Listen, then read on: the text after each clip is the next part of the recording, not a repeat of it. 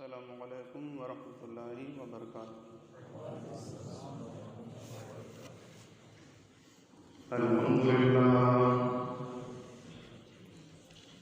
رب العالمین والعاقبۃ للمتقین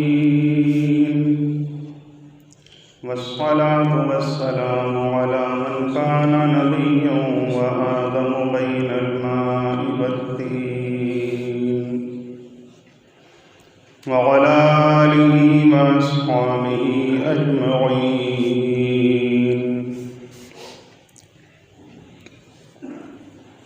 أما بعد فأعوذ بالله من الشيطان الرجيم، بسم اللہ الرحمن الرحیم،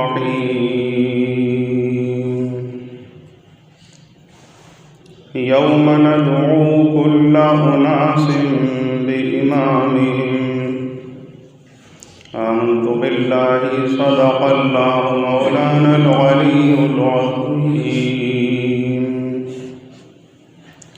آئیے ہم اور آپ انتہائی عقیدت و محبت کے ساتھ اپنے آقا و مولا مابا و ملجا حضور نبی اکرم تاجدار مکرم فخر آدم و بنی آدم بے بسوں کے کس بے بسوں کے بس ٹوٹے دلوں کے سہارے اللہ تبارک و تعالیٰ کے پیارے یاد الہی میں رات و رات نہ سونے والے ہم گناہ گاروں کی خطاؤں پر زار و قطار ہونے والے آمنہ کے لال مکی اور مدنی تاجدار دونوں عالم کے مالک و مختار سیاح لامکان نبی آخر الزماں خاتم پیغمبران صلی اللہ علیہ وآلہ وسلم کی بارگاہ علی جاہ میں درود و سلام کا نذرانہ پیش کریں۔ اللہم صلی علی سیدنا و مولانا محمد مبارک وسلم، صلاۃ و سلام علیک یا رسول اللہ صلی اللہ تعالی علیہ وسلم۔ کلام پاک کے ایک پارے کی آیت سورہ اسراء کی آیت نمبر 71 کی میں نے تلاوت کی۔ سورہ اسراء اس کو سورہ بنی اسرائیل بھی کہا جاتا ہے، اس میں معراج کا بھی بیان ہے۔ اسی سورت کی آیت ہے یوم ندعو کل اناس بإمامہم۔ اللہ فرماتا ہے کہ جس دن ہم ہر جماعت کو اس کے امام کے ساتھ پکاریں گے۔ تفسیر میں تو بہت کچھ ہے اس کی، لیکن سر دست میں بر وقت جو اللہ کے فضل سے میرے دماغ میں باتیں آئیں گی میں آپ کو مطلع کروں گا ان سے انشاءاللہ۔ ایک دفعہ درود شریف اور پڑھیے، اللہم صلی علی سیدنا و مولانا محمد مبارک وسلم، صلاۃ و سلام دائما علیک یا رسول اللہ صلی اللہ تعالی علیہ وسلم۔ مطلب آیت کا یہ ہے کہ قیامت کے دن جب ہم لوگوں کو پکاریں گے تو ہر جماعت اپنے امام کے ساتھ آئے گی، ہر جماعت اپنے امام کے ساتھ آئے گی۔ یوم ندعو کل اناس بإمامہم، جس دن ہم ہر جماعت کو اس کے امام کے ساتھ بلائیں گے۔ بات آتی ہے یہ کہ امامت کا جو منصب ہے وہ بہت بڑا منصب ہے، بہت بڑا منصب، اور اتنا بڑا منصب سنبھالنا بھی ہر کسی کے بس کی بات نہیں۔ اس کے لیے شریعت نے کچھ شرطیں متعین کی کہ ایسی ایسی شرطیں ہونی چاہیے۔ پھر امامت دو قسم کی رہی، ایک امامت صغریٰ کہلاتی ہے اور ایک امامت کبریٰ کہلاتی ہے۔ امامت کبریٰ میں یہ ہوتا ہے کہ جو خلیفہ ہوتا ہے وہ امامت کبریٰ کے منصب پر فائز ہوتا ہے، اور امامت صغریٰ یہ نماز کی 5 وقتہ جماعت ہوتی ہے۔ تو امامت کبریٰ کے لیے کچھ اور شرطیں چاہیے، لیکن امامت صغریٰ کے لیے بھی شریعت نے 6 شرطیں متعین فرمائیں۔ اگر ان شرطوں کے ساتھ امام ہے تو ٹھیک ہے، لیکن میں کافی زمانے سے یہ دیکھتا چلا آیا ہوں کہ اچھے خاصے لوگ ہوتے ہیں اور وہ باشرائط بھی ہوتے ہیں، اس کے باوجود بھی کچھ لوگ اپنی آخرت خراب کرنے کے لیے ان کے پیچھے پڑ جاتے ہیں۔ یہ بات میں اس لیے کہہ رہا ہوں آپ سے کہ میں اس وقت سے امامت کر رہا ہوں، تقریباً 23 سال سے زیادہ ہو گئے امامت کرتے ہوئے۔ سب سے پہلے میں لگا تھا تو 400 روپے ملتے تھے مجھے، 400 روپے تھے میرے ایک مہینے میں، 300 روپے گھر سے ملتے تھے، 400 روپے وہ ہوتے تھے، تو اس طریقے سے 700 روپے ہوتے تھے، اس میں خرچہ بھی ہو جاتا تھا، کتابیں بھی لے لیتا تھا، ایک ایک کر کے کتابیں خریدتے تھے، پیسے زیادہ نہیں ہوتے تھے تو ایک ایک کر کے خرید لی، وہ پڑھ لی پھر دوسری خرید لی، وہ پڑھ لی پھر اور اگلی لے لی۔ اس طریقے سے میرے پاس اللہ کے فضل و کرم سے کتابیں ہی بہت اکٹھی ہو گئی۔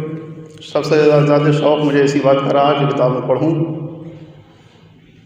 تو اس وقت سے ہی میں دیکھ رہا ہوں کہ لوگوں کے اندر یہ چیز ہے کہ وہ غلط فہمیوں کے شکار ہو جاتے ہیں، تو غلط فہمیاں دور کرنا ہی بہت بڑی چیز، بہت ضروری چیز ہے۔ اب کیا ہے کہ اس وقت اس مسجد میں تقریباً جو ہے وہ 10,000 روپے سیلری ہے میری، پہلے 4,500 روپے تھے تقریباً، بات کو آپ نے جو ہے وہ اپنی محبتوں کا اظہار فرمایا، اس نے اضافہ فرمایا۔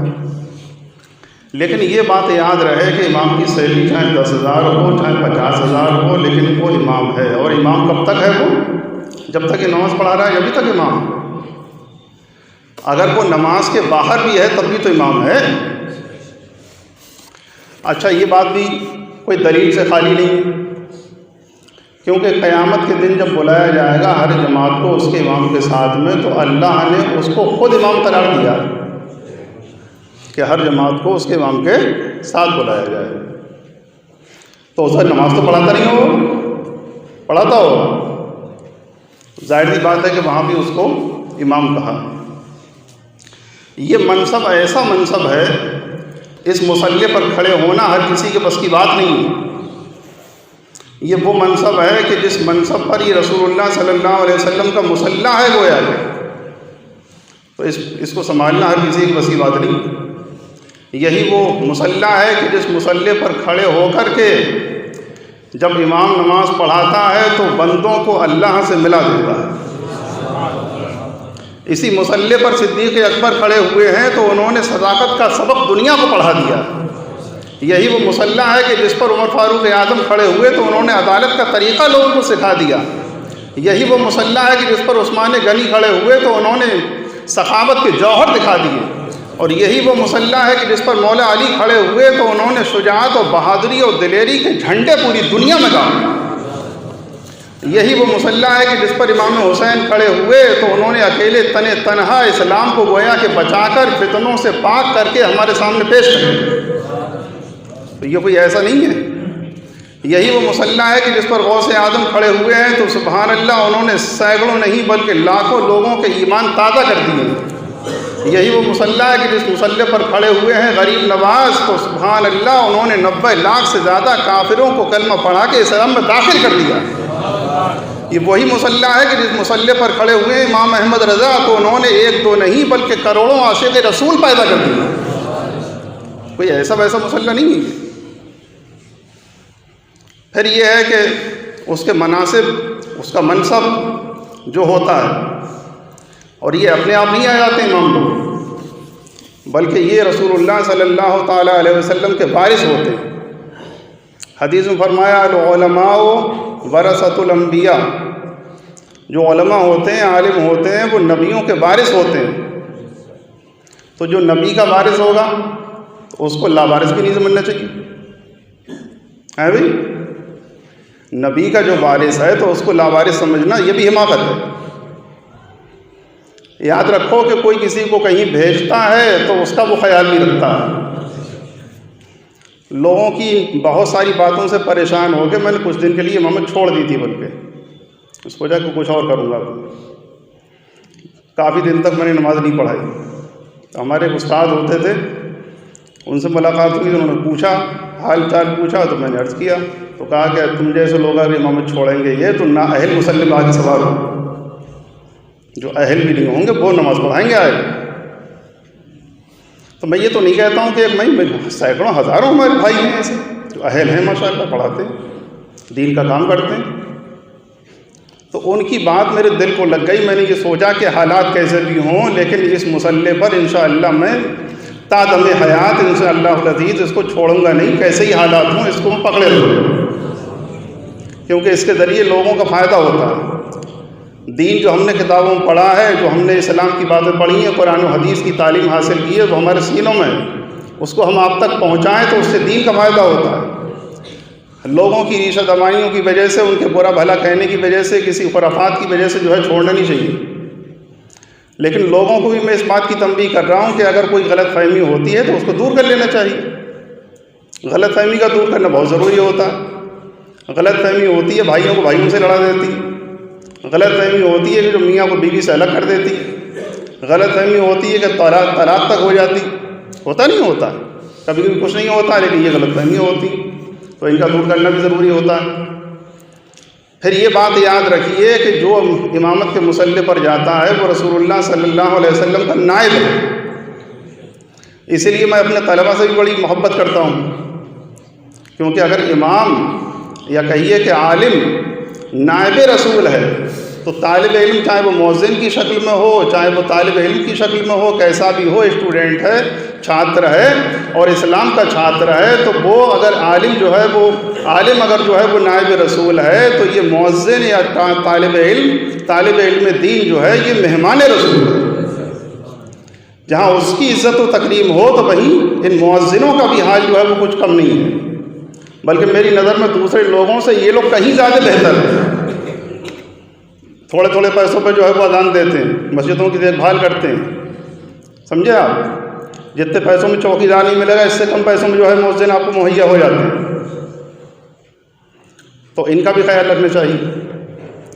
ان کا منصب کوئی کم نہیں ہے۔ اللہ کے رسول صلی اللہ علیہ وسلم فرماتے ہیں کہ قیامت کے دن مؤذنوں کی گردنیں بلند ہوں گی۔ ایک حدیث میں حضور نے فرمایا کہ جب قیامت کا دن ہوگا اور دنیا میں جس نے 7 سال تک اللہ کی رضا کے لیے جو ہے وہ اذان دی ہوگی تو انشاءاللہ العزیز اللہ تعالیٰ اس کو جنت عطا ہوگی۔ یہ سب حدیثیں ہیں، پڑھیں آپ کتابوں میں۔ پھر یہ بھی ہے کہ جو مؤذن یا طالب علم ہے، آپ کسی اور کے اوپر خرچ کرتے ہیں، اگر آپ نے 1 خرچ کیا ہے اللہ 10 کا ثواب عطا فرمائے گا۔ کسی اور کے اوپر اگر آپ نے خرچ کیا، 1 خرچ کرتے ہیں اللہ 10 کا ثواب دیتا ہے، لیکن طالب علم کے اوپر اگر خرچ کرتے ہیں تو آپ 1 خرچ کرتے ہیں اللہ 700 کا ثواب دیتا ہے۔ تو اس لیے ان کی خدمت بھی کرنا چاہیے، ہو سکے تو ان سے مصافحہ کریں، انہیں نذرانے دیں تاکہ ان کا دل بڑھا ہو۔ بلکہ حالات میں دیکھ رہا ہوں کہ بہت خراب ہو رہے ہیں، اس کی وجہ ایک یہ بھی ہے کہ لوگ جو ہے اپنے بچوں کو عالم نہیں بنا رہے ہیں۔ ایک جگہ کا واقعہ اس طریقے کا تھا کہ وہاں پتہ یہ چلا کہ کسی نے جو ہے وہ یہ کہا امام صاحب سے کہ آپ جو ہے وہ میرے بیٹے کے لیے دعا کر دیجیے، میرے بیٹے کے لیے دعا کر دیجیے، آپ اس کی نوکری لگ جائے اچھی۔ تو امام صاحب نے کہیں ایسے کر کے دعا کر دی، اللہ ان کے بیٹے کی نوکری لگ جائے اور سیلری اتنی ہو جتنی میری ہے۔ کیا کہا؟ سیلری اتنی ہو جتنی میری۔ تو ان سے لڑنے کے لیے سیدھے ہوگا کہ آپ نے یہ کیسی دعا کری، کیا آپ فقیر بنانا چاہ رہے ہیں؟ بالکل سے۔ تو بات کیا ہے؟ بات یہ بھی ہے کہ اماموں کے مؤذنوں کے جو نذرانے کم ہیں، اس کو دیکھ دیکھ کے ہماری قوم کے لوگ یہ کہہ رہے ہیں کہ یہ غریب لوگ ہوتے ہیں، بالکل ایسے ہوتے ہیں، مفلس ہوتے ہیں، یہ صحیح سے خود جو ہے وہ پرورش نہیں کر پاتے ہیں، تو پیٹ بیوی بچوں کا پیٹ جو ہے پیٹ کیسے کر کے پالیں گے؟ تو اس وجہ سے بھی لوگ اپنے بچوں کو عالم نہیں بنا رہے۔ انجینئر، بیرسٹر، گورنر، دنیا بھر کی پڑھائی تو پڑھا رہے ہیں لیکن اس طرح کو نہیں آ رہے۔ اور دوسری بات یہ بھی ہے، شیخ عبدالحق محدث دہلوی رحمۃ اللہ علیہ نے غالباً نے اپنی کتاب میں یہ لکھا، انہوں نے فرمایا کہ جو عالموں کی برائیاں کرتا ہے، عالموں کی چغلی کرتا ہے جبکہ عالم حق پر ہو، اگر ایسا کرتا ہے تو اس کی 7 نسلوں تک اللہ تعالیٰ کوئی عالم ہی پیدا نہیں ہوتا ہے۔ اور میں تو اللہ سے دعا یہ رو کے کرتا ہوں بلکہ کہ اللہ میری نسل میں قیامت تک عالم پیدا ہوتے رہے جو دین کا جو ہے وہ کام کرتے رہے۔ تو اس لحاظ سے بھی جو ہے اپنے بچوں کو عالم بناؤ तुमने बैरिस्टर गवर्नर कुछ भी बना लिया हो, पैसे कितने ही कमा लिए हों, कितना ही जो है ऊंचा ओहदा उन्होंने पा लिया हो, लेकिन मरते ही जो है वो हिसाब तुम्हें देना है। लेकिन ये आलिम दीन ही है कि अगर उसका बाप जो है कब्र के अंदर होगा तो इधर जो है वो ये तबलीग करता होगा, अल्लाह उसके कब्र में, उसके बाप की कब्र में जो है वो आराम उसको पहुँचाता है। तो इनके मरातब बड़े बुलंद होते हैं, बिला वजह जो है वो कुछ नहीं करना चाहिए उसमें। दूसरा मसला ये है कि चूँकि रसूलुल्लाह सल्लल्लाहु अलैहि वसल्लम की ये नायब है, और देखो जो किसी को भेजता है तो वो उसका ख्याल रखता है। लोग ख्याल रखें ना रखें, लोग देखें ना देखें, इमाम को देखें ना देखें, मुअज्जिन को देखें ना देखें, कुछ भी करें, लेकिन मुस्तफ़ा जाने रहमत उनको बार बार देखें और प्यार भरी नज़रों से देखते हैं। कहीं दूर मत जाओ, चूँकि ये रजब का महीना है। बयान तो मुझे बहुत कुछ करना था। रजब का महीना है, रजब के महीने में 6 तारीख़ में हज़रत ख्वाजा गरीब नवाज़ हिंदुल वली का उर्स भी होता है। बहुत से लोग जाएंगे भी इंशाअल्लाह। तो देखो उन्होंने भेजा था, ये बात इसलिए कह रहा हूँ कि जो जिसको भेजता है उसका ख्याल रखता है। उन्होंने भेजा हज़रत ख्वाजा कुतुबुद्दीन बख्तियार काकी रहमतुल्लाह ताला अलैह को दिल्ली में उनको भेजा कि जाओ तबलीग करो, वहाँ काम करो दीन का। पहुँचे, बहुत काम किया उन्होंने, बहुत काम किया। और इतना सारा काम करने के बाद हाल ये हुआ कि कुछ लोग हासिद हो गए, कुछ लोग चुगलखोर हो गए, कुछ लोगों ने जो है उनसे दुश्मनी इख्तियार की, और हाल यहाँ तक पहुँचाया उनका कि एक औरत को मुतय्यन किया, कहा कि भरे दरबार में जिस वक्त बादशाह के साथ में ये हूँ उस वक्त इन पर इल्ज़ाम लगाना है। इल्ज़ाम क्या लगाना? तैयार कर लिया, पैसे उसे दे दिए। उसके बाद जो है वो हज़रत ख्वाजा कुतुबुद्दीन बख्तियार काकी रहमतुल्लाह ताला अलैह साथ में थे बादशाह के। उसी वक्त एक औरत आई, आने के बाद उसने कहा कि मेरे साथ इंसाफ कीजिए, मुझ पर बड़ा जुल्म हुआ है। कहा क्या जुल्म हुआ है? तो उसने कहा मैं बयान नहीं कर सकती। कहा बयान कर, तभी तो कुछ हो पाएगा तेरा हल। तो उसने बयान ये किया कि जो आपके साथ में है इन्होंने मेरे साथ बदकारी की है, उस बदकारी के नतीजे में हामला हो गई, मेरे पेट में बच्चा पल लिया इनका। अल्लाह, किस पर इल्ज़ाम लगाया? ख्वाजा कुतुबुद्दीन बख्तियार काकी पर। और जब ये इल्ज़ाम लगा तो जो हासिद किस्म के लोग थे वो सब इकट्ठे हो गए, दरबार सजाया गया कि इनका जो है फ़ैसला किया जाएगा, क्या होगा क्या नहीं होगा। दरबार सजा हुआ था और ख्वाजा कुतुबुद्दीन बख्तियार काकी रहमतुल्लाह ताला अलैह, जो बाबा फरीदुद्दीन गंज शकर रहमतुल्लाह अलैह के पीर हैं, निज़ामुद्दीन औलिया के जो है वो दादा पीर होते हैं, इतने बड़े बुज़ुर्ग, इतने बड़े वली, और ख्वाजा साहब के सबसे चहीते खलीफा ख्वाजा कुतुबुद्दीन बख्तियार काकी दरबार में हाजिर थे।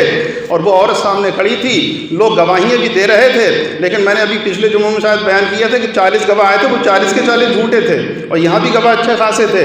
वो कह रहे थे कि हाँ ऐसा ऐसा हुआ है।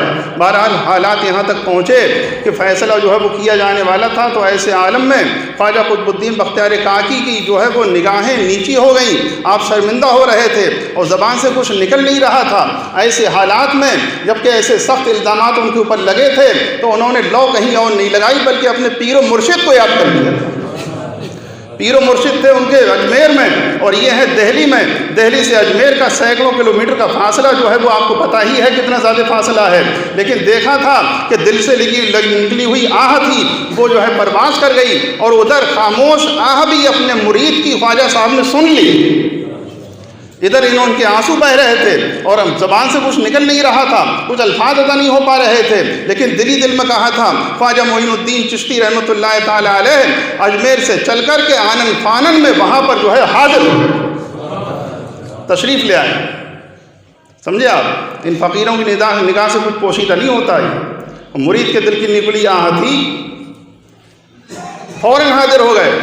ज़रा गौर कीजिए कि ख्वाजा साहब के इल्म गैब का क्या आलम है कि वो मुरीद की बात सुन भी रहे हैं, देख भी रहे हैं, दिलों के ख़तरात से वाकिफ़ हैं और हाजिर भी हो गए। तशरीफ़ ले आए, इधर गवाहियाँ गुजर चुकी, औरत भी कह रही है, लोग भी जो है वो गवाहियाँ देते हैं। लेकिन हज़रत ख्वाजा मोइनुद्दीन चिश्ती रहमतुल्लाह ताला अलैह ने जलाल भरी निगाह से देखा और उसके बाद फरमाया कि आए औरत, तूने जो गवाही दी है क्या ये सच्ची है? कहने लगी हाँ बिल्कुल सच्ची है, इन्होंने ऐसा ऐसा किया है। इधर ख्वाजा कुतुबुद्दीन बख्तियार काकी का हाल बहुत जो है वो नाजुक था, बड़े ख़राब हालात उनको महसूस हो रहे थे, लेकिन पीर आ गए थे, दिल की ढारस बन चुकी। حضرت خواجہ معین الدین چشتی رحمۃ اللہ تعالیٰ علیہ نے بڑے جلال بھرے لہجے میں اس کی طرف دیکھا اور اس کے بعد جو ہے وہ سہم گئی. آپ نے ارشاد فرمایا تمہاری گواہیاں پوری ہو چکی ہیں لیکن معین الدین کی گواہی ابھی باقی ہے. اب جو ہے وہ ایسا گواہ پیش کیا جائے گا جو خود جو ہے گواہی دے دے گا. اس کے بعد جو ہے آپ نے اس کے شکم کی طرف اشارہ کیا. اے پیٹ کے بچے جو شکم کے اندر ہے اس عورت کے, تو خود بتا کہ تو ہے کس کا. ماں کے شکم سے یہ آواز آئی کہ میں خواجہ قطب الدین بختیار کاکی کا نہیں ہوں, یہ تو بہت بڑے بزرگ ہیں, یہ تو پارسا اور صالح اور نیک اللہ کے بندے ہیں. ہرگز ایسا نہیں ہے. اس عورت کو کچھ لوگوں نے متعین کیا ہے, رشوت دی ہے اور ان کو بدنام کرنے کا یہ ڈھونگ رچایا ہوا ہے. حضرت خواجہ معین الدین چشتی رحمۃ اللہ تعالیٰ علیہ نے جب اشارہ کیا, پیٹ میں سے بچے نے یہ گواہی دے دی, بات ثابت ہو گئی. نعرہ تکبیر اور اللہ اکبر کی صدائیں جو ہے بلند ہونے لگیں. لیکن خواجہ صاحب ان لوگوں کو تنبیہ کر رہے تھے جو وہاں پر موجود تھے. میں نے تو قطب الدین کو اس لیے بھیجا تھا کہ دہلی کے حالات کو سدھار دے. میں نے اس لیے بھیجا تھا کہ تاکہ دین کا ڈنکا یہ بجا دے, کہ اسلام کا پرچم اونچے سے اونچا کر دے. میں نے اس لیے اس کو بھیجا تھا. اے دہلی کے لوگوں, تم اس کا جو ہے وہ اس کی عزت کا تماشا دیکھنے کے لیے آئے ہوئے ہو, تم اس کی ذلت و خواری کے گواہ ہو. اس کے بعد آپ نے یہ ساری باتیں کہیں اور فوراً وہاں سے غائب ہو گئے. لوگ بڑے جو ہے وہ حیران ہوئے, لیکن سب کے اوپر خواجہ صاحب کے جو ہے وہ حکومت کے سکے بیٹھ گئے. دل دہل گئے لوگوں کے کہ خواجہ جس کا نام ہے وہ کوئی معمولی نہیں بلکہ بے تاج کا ہندوستان کا بادشاہ. اللہ تعالیٰ ان کے نقش قدم پر ہمیں آپ کو ثابت قدم رکھے. ایک جگہ سے یہ خبر ملی, کوئی امام صاحب تھے, ان کے حالات یہ تھے کہ وہ کہیں چلے گئے, ان کی والدہ کی کچھ طبیعت خراب تھی, آپریشن وغیرہ ہوا تھا, کیا ہوا تھا, وہ چلے گئے کہیں. تو وہ جب لوٹ کے آئے تو کمیٹی والوں نے ان کے جو ہے وہ پیسے کاٹ لیے. ہفتہ 10 دن لگے ان پیسے کاٹ لیے. اور جب پیسے کاٹ لیے تو اس کے بعد یہ ظلم ہے کہ نہیں بتاؤ.